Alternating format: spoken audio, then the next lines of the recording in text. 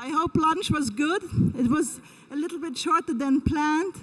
But now, to energize you again for the next part of this day, I invited our friends from Palo Alto to make you more lively, give some energy in this audience. Yes? Okay?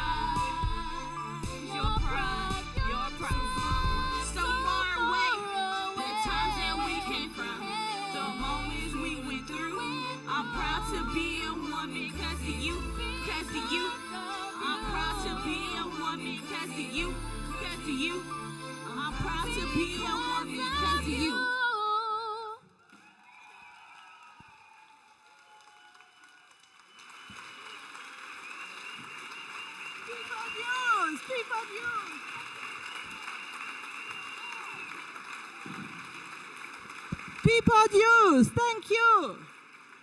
Wonderful. I'm proud to be a woman was the song. We are proud to be women, aren't we?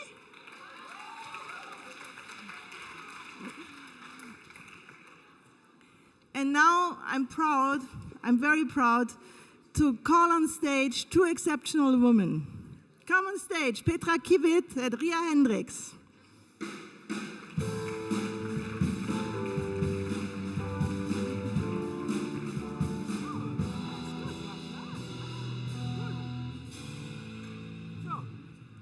Why I'm so proud? Why I'm so proud? I'm proud because these two women from DHL and Deutsche Post make a difference. And we hear now why they do a difference. Why do you do a difference, Petra? And what are you doing? Because I'm a woman. Das kann jeder sagen. Okay, so should I introduce myself now? Or do you first come on stage, Ursula? I don't care. Please take your seat. Okay.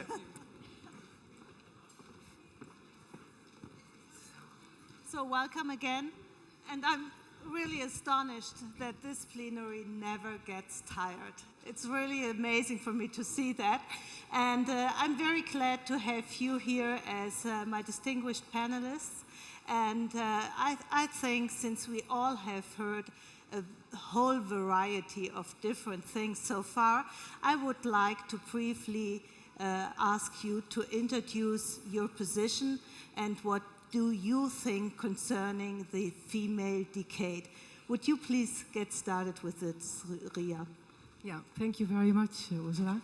My name is Ria Hendrikx. I work for DLDwomen since 10 years. I'm Dutch. I'm born and raised in the Netherlands, and I've worked with a company in the Netherlands for 19 years, always in the HR field. And then I moved to Bonn 6 years ago. I've already started working for Deutsche Post DHL in the Netherlands, but then 6 years ago I moved to Germany, and I'm now responsible as the Executive Vice President for global HR programs, which we roll out throughout our whole group across all divisions. I'm 52 years old, and being Dutch, I'm raised in a society where it's a very democratic society, a very tolerant society. It's a society which loves improvising and is not so much used to structures. It's a very flexible environment, I would also say, and it's also an environment where we've been working on the female topic already for many decades. My first program for women in leadership, I started 20 years ago in that company where I worked in the Netherlands. And we've been doing a lot of stuff since then. And as you may have seen when we earlier on saw some numbers on the screen, even if you do a lot of things in terms of facilitating women, in terms of cultural programs to make the changes happen in the companies, we still have not reached a lot in comparison to other countries when it comes down to women in leadership roles. So you can ask yourself if it's really going to happen one day, but at least my conclusion from that is that it takes a long breath, and we should continue to work on this to make it really happen, that we will have more women in leadership positions. And I've always been very passionate about it because I've experienced myself what it is like to grow into a top position, and I've always also made a passion out of trying to stimulate women to try and reach that as well. Okay, thank you very much, Ria. And combining talent and innovation, I guess, is a very smart idea from our colleagues from Burda. So I would like to ask you, Petra, to introduce yourself. Thank you for your kind introduction. So innovation is a great thing, empowers people. So I've been with Deutsche Post DHL, the same company as Ria, for more than 12 years. And I'm currently in charge of a new function, which is innovation and solutions at DHL. And so our objective is to develop cross-divisional solutions for the 3 DHL units we have in place. So probably some of you know that we have that Deutsche Post has bought a couple of years some of those logistics companies, such as DHL itself, so former DHL, which is our express company, as well as a global forwarder, the former Danzas from Switzerland, and also one of the biggest contract logistics provider of the world, based in UK, which is Excel. And now we do integrate those companies, and the idea behind this solution and innovation is to, in terms of synergies on sales and revenue, to build cross-divisional solution which simplifies our customers' life. So that's more or less a marketing position, although we have a lot of engineers and also technical people in my team or in our team, but in terms of product development, it's more marketing related. And what we also do, my team and I, is we look after trends in the market, in the logistics industry, as well as after potential business ideas. And therefore, we have built a dedicated innovation center, which is in Trostorf-Spich. It's a small city between Cologne and Bonn, which is really a fancy building where we have all these R&D environment, where we do testing and have a lot of fancy people working there. and most of my team is there. And what they do is, to test new technologies and all those stuff. So it's a pretty nice job. I enjoy to go to work every day. And I would like to empower other people and also women to follow me. So what is one of your major innovations you have done in the last, year or two, so that we can really understand what the innovation in the logistics is about? That's a question I'm often asked. So first thing is I'm in a job since 1 year, so Okay. in this case, so we have not that much innovation in 1 year, because in a big company you need a little bit time to develop things, but we have some things developed. So one is on our carbon efficiency. So we have developed a kind of a tool for carbon accounting, which is pretty important for the logistics industry, and therefore we can exactly measure what is our carbon efficiency, and then we can offset it into projects, for instance, biofarms in China or Brazil. So that's one innovation. And then we have some clusters on which we work, for instance, security or visibility on the shipments, kind of track and trace for condition tracking or temperature tracking, which is a big issue. And we do it with real time, and we have a lot of technology in place, such as RFID and so on. So a lot of different clusters. I would say the carbon topic is one of the biggest one, because the whole company now is using this carbon accounting and offsetting our emission into other projects. Okay. Ria, from a strategic perspective, being an HR person, how do you provide the talent for the Innovation Center, and how do you make happen that Petra can be successful with her innovation? Well, I think it all starts with creating a culture where creativity is allowed, where failures are allowed, where whenever someone makes a mistake, he's not punished for that right away. And that has all to do, I think, with creating a culture of change, where people are allowed to make these changes, but where they are also stimulated to make changes. So that's, I think, the first thing that we as an HR community find a very important aspect of our job, to make sure that together with our management, we create that awareness, we create that environment where people express their creativity. The way we've tried to do that, for instance, in Germany, is that we've launched an idea management system some years ago, where we stimulate each of our employees, not just the ones that work for Petra, but also our blue-collar employees. I mean, the biggest part of our population is blue-collar. And with all the things that we've heard in the last couple of days, it's a lot about knowledge workers, but we also have to deal with the people in the blue-collar field. And we try to stimulate all of these people to come up with their ideas to improve their own working environment, or to come up with creative solutions to improve productivity. And just to give you an idea, last year we had 260,000 ideas that all together made more than 200 million savings for the company. So with introducing such a system, we try to increase the creativity of our people. We try to create that sense of, it's okay when you make a mistake, you can try it again, and in the end it will be a success. And that's also, that is combined with the fact that we would like to promote people mostly from internally. So we do not hire a lot of people from external. I think also in Petra's department, we see a lot of people who have built up quite some experience in our group. And with developing those people, coaching programs, mentoring programs, leadership programs, we try to bring them into those roles. And do you see any specific pattern women bring to the table concerning idea management, concerning innovation? Maybe first from you and then from your perspective. Yeah, this is a very good point, because if we look at our population, 50% of our people is female. In the top, of course, it's a bit different, but in general, it's 50% of our people. If we look where the ideas come from, those 260,000 ideas last year, they mainly come from men. And I've been wondering myself a lot, what is that? I think, if we look at this brain stuff, we would expect that women are the most creative creatures.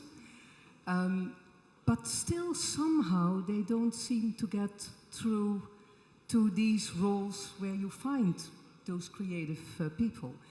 If we look at artists, painters, if you look at directors or musicians, and it's usually men.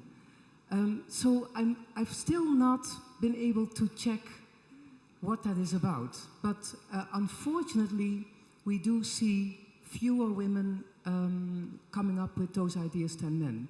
And I would like to put some research on that. So if there's a university who wants to help me on that, I'm happy to work with them. But as far as I know, also from Petra's stream, she has also a good mixture of men and women, and she could maybe say a few more words to that. Probably one point before I talk about the gender specific in my team. So one point regarding those idea management. So we have, you must imagine, we have 500,000 people all over the world, and we act in 220 countries. So we have a lot of people with certain ideas in place, which they, for instance, have sometimes developed for a specific customer in one country or so, and we don't know. We don't know about those ideas. We don't know about those people who are probably pretty creative, but nobody knows because they only act for one customer for one specific case. So, and what we try to do or aim to do in our new team is to build up a kind of community. I know that the word is, the definition of community is a little bit, everybody uses communities, but I think we also need those, let's say, tools, these internet tools or intranet tools to link people up, to connect them. One guy in Germany with one in, I don't know, Kuala Lumpur or so, and they can discuss about new developments, about new techniques, about, I don't know, about customers. So one big issue for my job is to standardize things, to pick up promising existing things out of the companies or the different units and the countries, to standardize them, productize them, and then make it applicable for multiple industries and customers. So it's absolutely a marketing job. And my favorite example is Apple, because Apple, what they did very successfully, it's absolutely the same. So with the iPad, the new iPad or the iPod or the iPhone, so what they did is they picked up promising things and existing technology. MP3 players, and it was an existing technology in those times. And what they did is on usability, on design, and on a great marketing campaign as well. And finally, they make it pretty successfully with usability and design. And a little bit the same for our industry. We have other goods, we are a service provider, it's a little bit different, but I think we can do the same. I mean, to pick up those things and put them together in a proper way. So that was regarding the innovation or the idea management. Now the gender. In terms of gender, I can only say I have a good mixture in my team. So on the one hand, in terms of function, and also in terms of soft skills. So in terms of function, we have marketing people, we have people with consulting or research background, we have a lot of engineers as well, IT guys, and so it's a good mixture. We have also IT guys, by the way, which are women. I'm very much dedicated to numbers. So maybe you can tell me how many women you have in your team, how many men, and maybe also how many international people, if that we can figure out. That was the other point, the soft skills. So we need also cultural differences. So we need cultural people from international teams, also, these analytical skills, as well as these more emphatic skills like be diplomatic and so on. So, and this is more, this applies more to women than to men, and the analytical skills applies more to men. So my team is not that big, 40 people, and I haven't counted them, but I think it's a mixture, half-half. Half-half? Yeah. And since you didn't count them, I guess it was not purposely developed that way. It was just the group which was together and working on that kind of stuff. My bigger issue is to hire people internationally. That's the biggest issue, and from the companies. So people who have had a P&L responsibility, profit and loss in the countries. It's more important for me to have those people than to have this quota of women. Okay, so from your personal perspective, and I guess we have two women here who made it to the top, what were the biggest obstacles you had to overcome? Maybe Ria, you? Good question. Yeah, that's a good question, because I have never really experienced obstacles.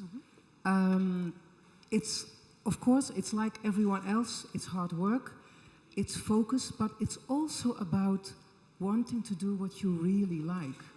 And I've always obviously been there at the right timing, at the right place. But I've never really found obstacles. Maybe also because I'm single, I don't have any children, no family. I could imagine colleagues, I know from colleagues who have families that they have more difficulties to combine it. And we try to really work on that as a company as well, to give them the facilitation so that they can make that combination. But personally, I've never had those obstacles. And I think it's a lot, it has to do a lot with showing your passion also amongst your male colleagues. It's a lot about staying authentic. We heard a little bit about that also in the beginning of the day this morning. I would not like to copy the behavior of men. I think the power is in the combination. And that's why I would call on every woman to stay authentic, to keep her femininity. And that's, I think, how you can more easily then make it to the top. Do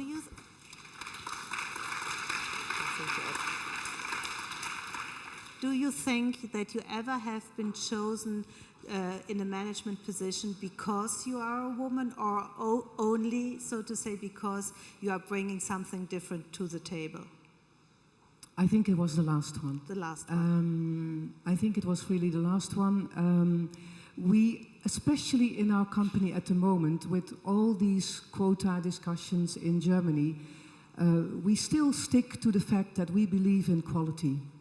And that's why we don't launch a quota. We may have to, because of, whenever the authorities decide that we need to, but so far we've decided we don't want to put in a quota because we believe in the quality of women, and we believe that they can make it to the top if they really want to. Mm-hmm. Okay. Nothing to add, basically. So I would say I'm not a friend of a quota as well, and I say we don't need one because you need, as I said, mixed skills, mixed teams, and you need to hire people from countries, from different countries, cultures, skills, gender, and so on. So, and regarding the question with the obstacles, I haven't faced any obstacle so far as well.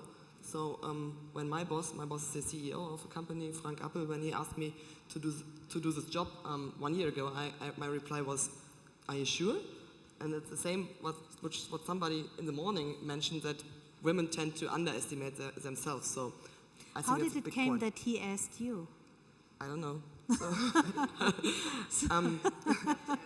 I think it has a little bit to do with experience. So he wanted to have a marketing guy or a marketing function. And I was experienced in marketing for a couple of years in this company, and I did the same job.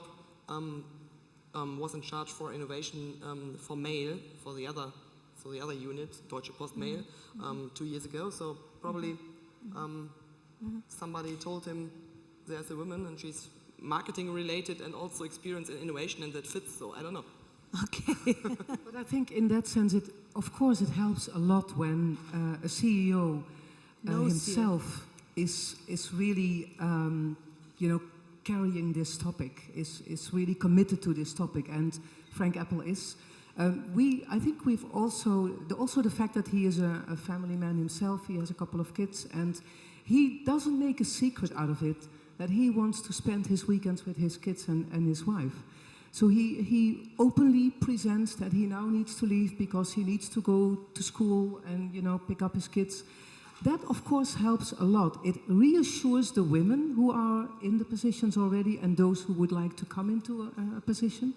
But it also does something with the men. And I think that's maybe what we need to focus on a little bit more. We try to convince each other all the time, but we may have to convince a male audience maybe a little bit more. But if there is a good example set from the top, that absolutely helps a lot. So do you have in Deutsche Post DHL, do you have managers working in male managers working in part-time assignments? Well, absolutely not in Germany. Okay. Because in Germany, I think it's also less accepted from a society point of view. If I compare the Netherlands and Hannah was talking about the Scandinavian countries, there's absolutely a different acceptance in what it means to do your job part-time. It has to do with the morale around work. So we don't see that in Germany. We do have a few women across the world who work 4 days in top positions instead of 5 days.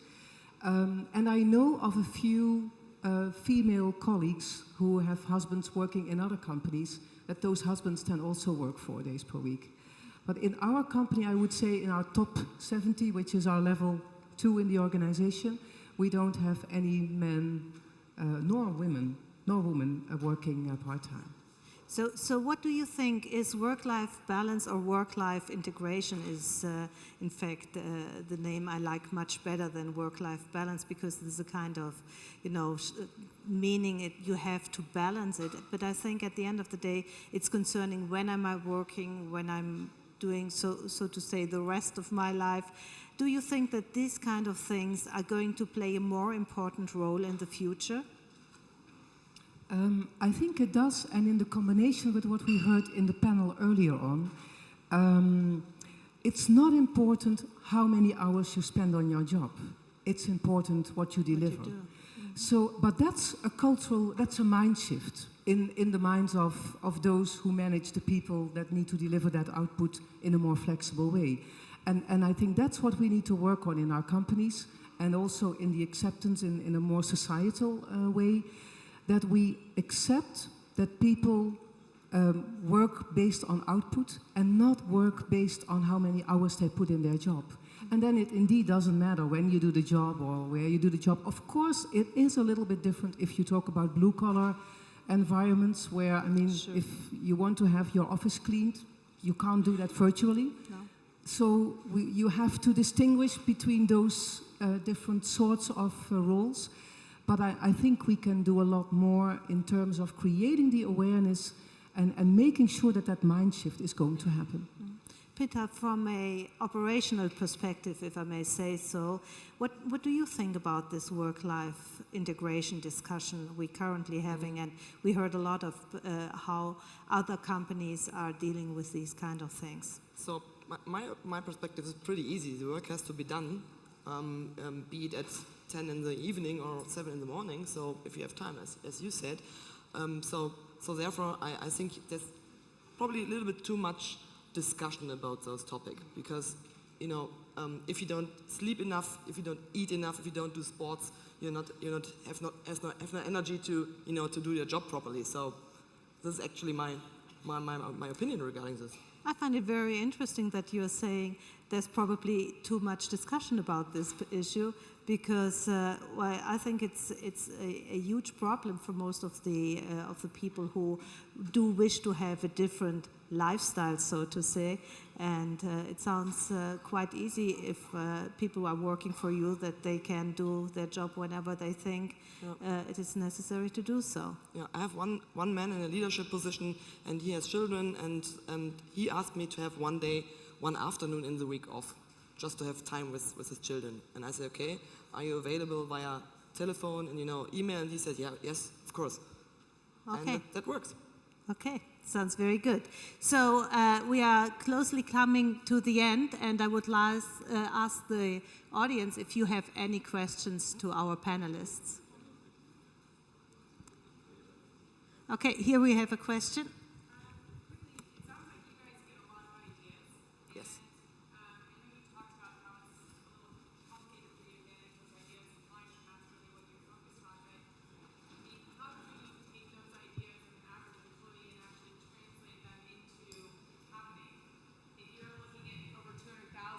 If you're looking at over 200,000 different ideas, how is it possible that, who in the company is reading every one of those ideas and saying, how can we make these happen, and how do you find the best ideas out of those to actually go ahead and put the resources to and develop? I think you need to distinguish between this idea management Ria was talking about, because this is more about cost efficiency, and there we have this a little bit. You need to explain that how do we get prices to people also. So from my perspective, in my job, we have a lot of ideas as well. As I said, we talk to all these employees over or via our community, which we currently built up. So we have a proper process in place, which is actually a kind of funnel process, typical funnel process, where we have different stages where the ideas comes in, and then we decide on whether it's in terms of business case or in terms of feasibility, all this financial impact, all this stuff. So we have a proper, structured, typical process in place for our ideas. Same goes, in fact, for our internal idea management, if I may call it that way. We have an IT tool in place which captures those ideas, but it cascades up in terms of the supervisor catches the idea, talks about it with the person who handed it in, and then it's decided, will we put it in the IT tool, yes or no, and then it goes to experts.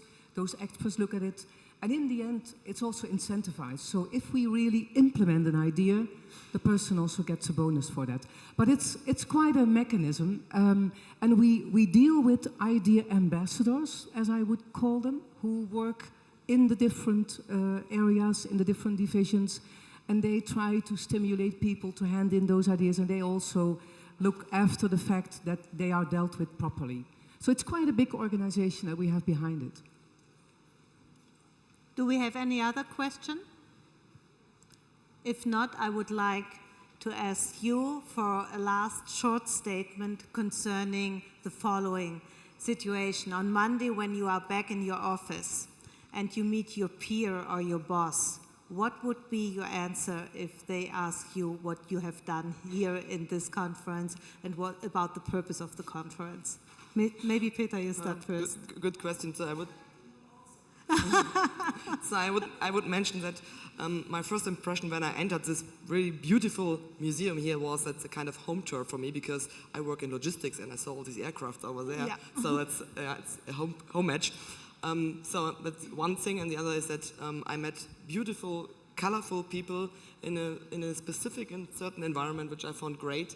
And I will tell him, my boss is a man, as I said, and I think he's interested in listening to what we have discussed. And if we only discuss this, this emancipated stuff, or also about business and so on. But I think I convinced him to probably to attend this conference next year or so. Sounds great.